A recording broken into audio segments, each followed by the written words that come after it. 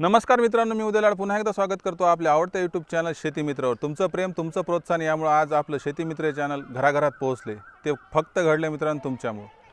अशाच पद्धतीचं प्रेम प्रोत्साहन आपल्या यूट्यूब चॅनलवर राहू द्या। तर मित्रांनो, आज आपण कोणता व्हिडिओ पाहणार आहोत ते थंबनेलनुसार तुम्हाला कळाले। तर मित्रांनो, आपण बघणार आहोत की उन्हाळ्यामध्ये आपल्याला काय अडचण असते की आपल्याकडे पाण्याचा पुरवठा अत्यंत कमी असतो। अशा स्थितीमध्ये आपण कशा पद्धतीने कमीत कमी पाण्यामध्ये कमीत कमी आपल्याकडे मनुष्यबळ असते, म्हणजे आपल्याकडे मजूर नसतात, आपल्याकडे घरात कुटुंबात व्यक्तींची कमतरता असते, पाण्याची कमतरता, व्यक्तींची कमतरता। अशा परिस्थितीमध्ये आपण जवळपास 4 ते 5 महिन्याच्या हंगामामध्ये कशा पद्धतीने 1 लाख रुपयाचे उत्पन्न दुधी भोपळ्याच्या शेतीतून कमावू शकतो हे बघणार आहोत। याच्यामध्ये पाणी कितीही कमी असू द्या, जमीन कशीही असू द्या, हवामान कसंही असू द्या, दुधी भोपळा हा तुम्हाला एक उत्तम पीक किंवा पर्याय म्हणून उपलब्ध आहे।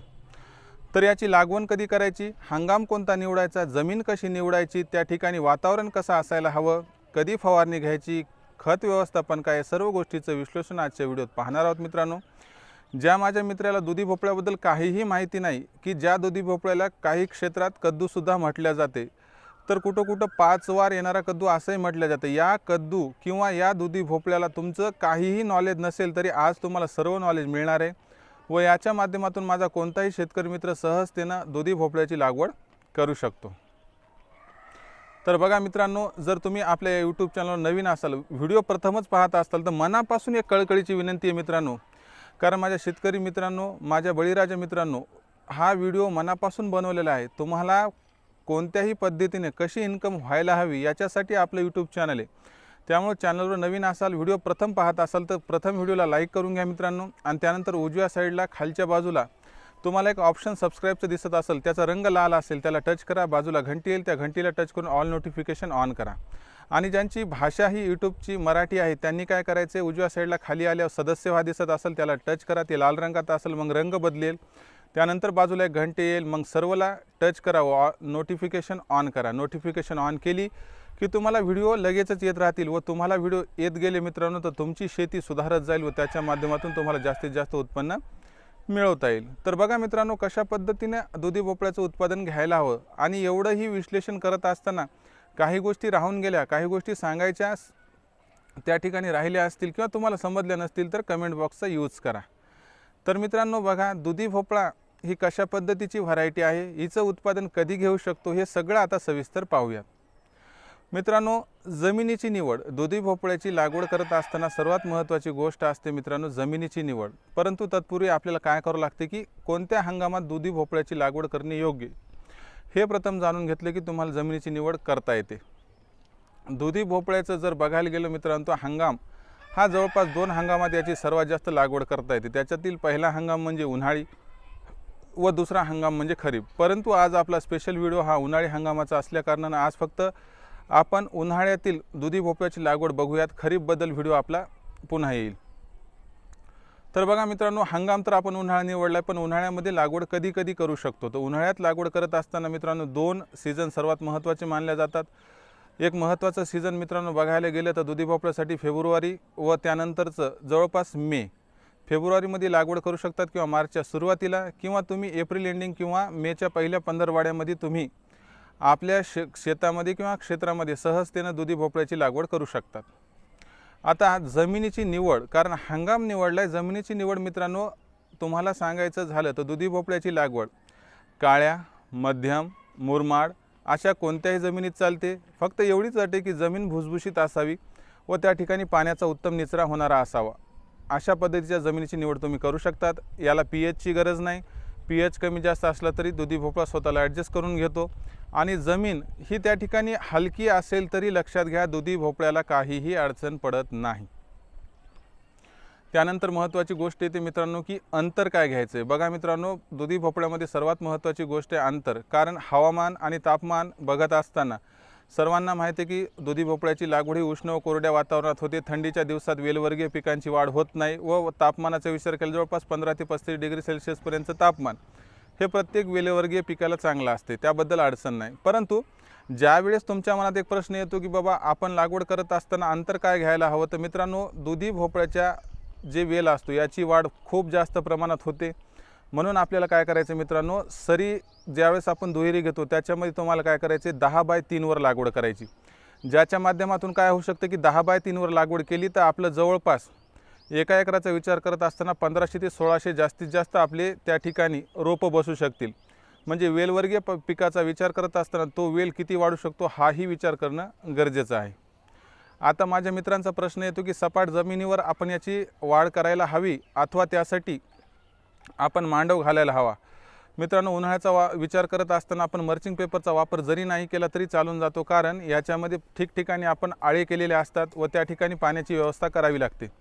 ठिबक जर असेल तर ते अत्यंत चांगलं, पण नसेल तरी देखील मित्रांनो घाबरून जायची गरज नाही। तुम्ही दुधी भोपळ्याची लागवड आरामशीर पद्धतीने करू शकतात।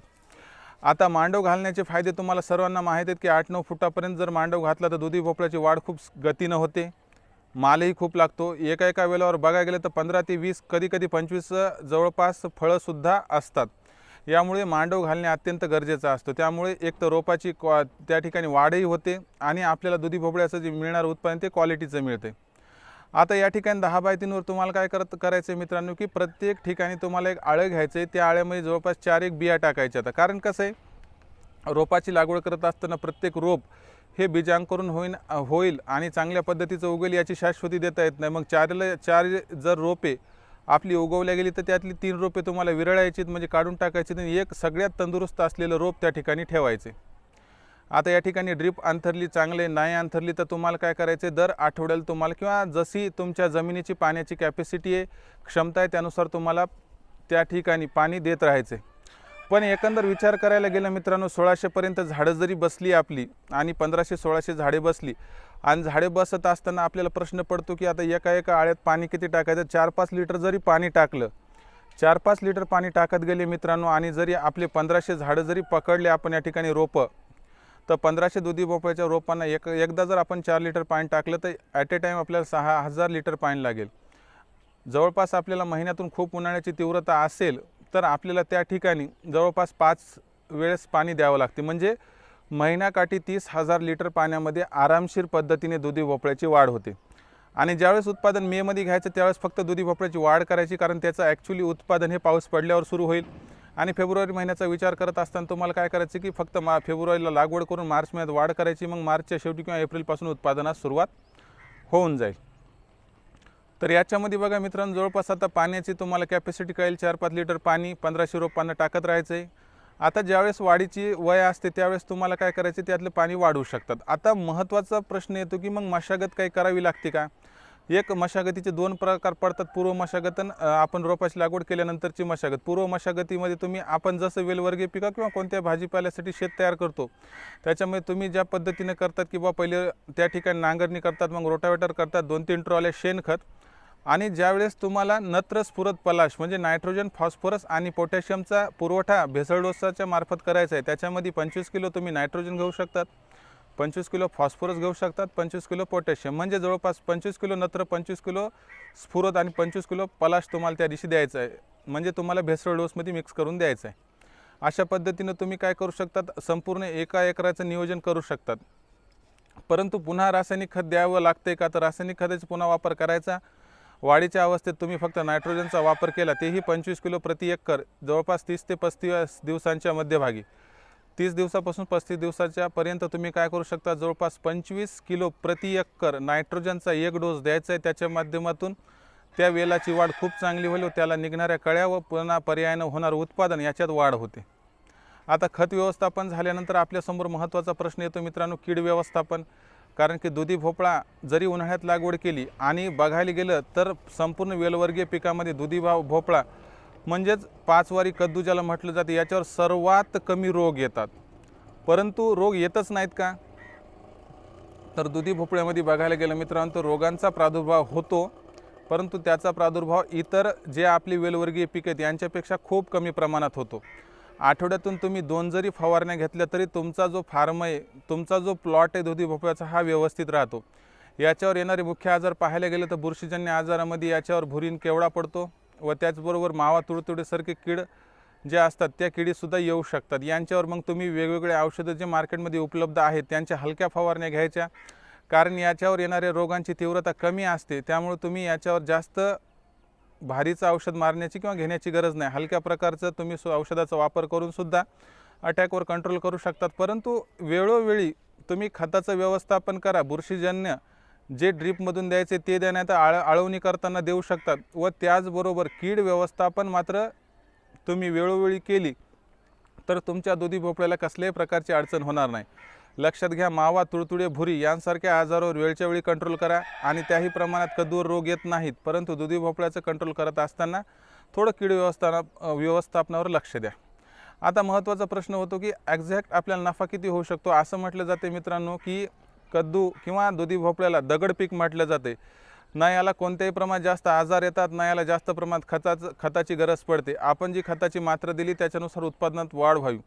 पण तुम्ही काही न खत वापरता, जास्त फवारण्या न करता सुद्धा उत्पादन घेऊ शकतात। उत्पन्नाचा विचार करत असताना मित्रांनो, जी मजुरांची एक समस्या असते की आपल्याला तोडणीला ज्यावेळेस वांगे, गवार, भेंडी यासारख्या गोष्टीला तोडणीसाठी फार वेळ लागतो, परंतु कद्दूला तोडणी जास्त वेळ लागत नाही व त्याचं वजनही जास्त भरते व लवकर तोडा आटोपते। म्हणजे कमी संख्या असणारे जे व्यक्ती ज्यांच्याकडे त्या ठिकाणी घरची मंडळी जास्त काम करण्याच्या लेवलची नसेल त्यांच्यासाठी एक वरदान म्हणून हे पीक समोर आलेले।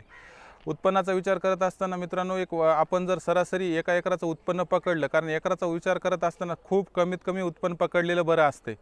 15 टनापर्यंत उत्पन्न होऊ शकते, याच्यापेक्षा जास्तही उत्पन्न होऊ शकते तुमचं नियोजन किती चांगलं। परंतु कमीत कमी 14-15 टनापर्यंत उत्पन्न व्हायला काही हरकत नाही। आणि बाजारभाव उन्हाळ्यातील पकडला आणि तोही सर्वात कमी जरी पकडला मित्रांनो, कुठं 7, 8, 10, 12, 15पर्यंत सुद्धा बाजारभाव आहे। आणि कद्दूचा जो दुधी भोपळ्याचा वापर आहे तो हार्ट अटॅकचे किंवा बीपीचे पेशंट यांच्यात जास्त होतो, त्यामुळे त्यांच्यावर जो बीपी किंवा हार्ट अटॅकचा जो येण्याचा प्रादुर्भाव हा लांबू शकतो। त्यामुळे मार्केटमध्ये दुधी भोपळ्याला फार चांगली डिमांड आहे। या डिमांडचाच आपण वापर केला तर 10 रुपये किलोपर्यंत जरी बाजारभाव पकडला मित्रांनो, आणि तेही बघा 15 टनाचं उत्पन्न पकडलं तर जवळपास एका एकरात 4 ते 5 महिन्याच्या कालावधीत जवळपास 1,50,000 रुपयापर्यंतचा नफा मिळतो। त्यातही 50,000 रुपये खर्चाची वजावट केली, तसं तर तुम्ही ड्रीप नाही वापरलं, मर्चिंग पेपरचा वापर नाही केला तर मांडव हा की पुन्हा पुढच्या वर्षी वापरायला येणार आहे, त्याचा खर्च वगळा एवढा खर्चही लागत नाही। तरी देखील 50,000चा खर्च वगळला तर माझा कोणताही शेतकरी कोणत्याही जमिनीत आणि कितीही कमी पाणी असलं तरी कमीत कमी पाण्यात, कमीत कमी मेहनतीत, कमीत कमी वेळात तो जवळपास 4-5 महिन्यामध्ये आरामशीर पद्धतीने 1,00,000 रुपयापर्यंतचा नफा मिळू शकतो। 5 महिन्याचा कालावधी पकडला मित्रांनो तर जवळपास 20,000 रुपये त्याला प्रति महिना पडू शकतो। याचा अर्थ काय मित्रांनो की निसर्गात असेही पिकं आहेत की जे फक्त तुमच्यासाठी बनलेत, कारण तुमची जमीन हलकी असेल हरकत नाही, तुमच्याकडे पाणी कमी असेल हरकत नाही, तुमच्याकडे मनुष्यबळ कमी असेल हरकत नाही, पण जर तुमचा विचार पक्का असेल, तुमची जिद्द असेल, चिकाटी असेल तर आरामशीर पद्धतीने तुम्ही उत्पादन मिळवू शकता। तर मित्रांनो, हा दुधी भोपळ्याचा व्हिडिओ होता की ज्याच्या माध्यमातून एका एकरामध्ये साधं नियोजन करून सुद्धा तुम्ही 1,00,000 रुपयाचं उत्पन्न 5 महिन्यात मिळवू शकतात। हा व्हिडिओ जर तुम्हाला आवडला असेल तर मित्रांनो लाईक करा, जास्तीत जास्त आपल्या मित्रांपर्यंत शेअर करा व त्याचबरोबर आणखी एक विनंती मित्रांनो, चॅनलवर नवीन असाल तर उजव्या साईडला खाली जे सबस्क्राईबचं ऑप्शन आहे लाल रंगाचं त्याला टच करा, बाजूला घंटी येईल त्या घंटीला टच करून ऑल नोटिफिकेशन ऑन करायचं विसरायचं नाही।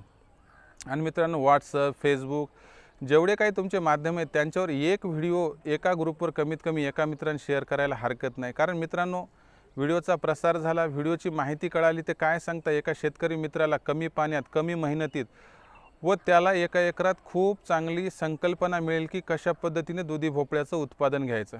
तर मित्रांनो, कमेंट्स करा, तुमच्या ज्या अडचणी समस्या आहेत ते आपल्या चॅनलवर पाठवत जा, कारण त्या अडचणी पाहूनच समोरचा व्हिडिओ बनवता येईल। तुम्हाला व्हिडिओ कसा वाटला हे तर तुम्ही सांगणार, परंतु व्हिडिओ शेअर करा। तर मित्रांनो, अशाच एका नवीन व्हिडिओसह मी आपला मित्र उदय लाड शेती मित्र या आपल्या आवडत्या यूट्यूब चॅनलवर तुम्हाला असाच एका नवीन व्हिडिओसह मिळत राहील। नवीन व्हिडिओ येईपर्यंत माझ्या सर्व शेतकरी राजाचे, बळीराजाचे मनापासून आभार।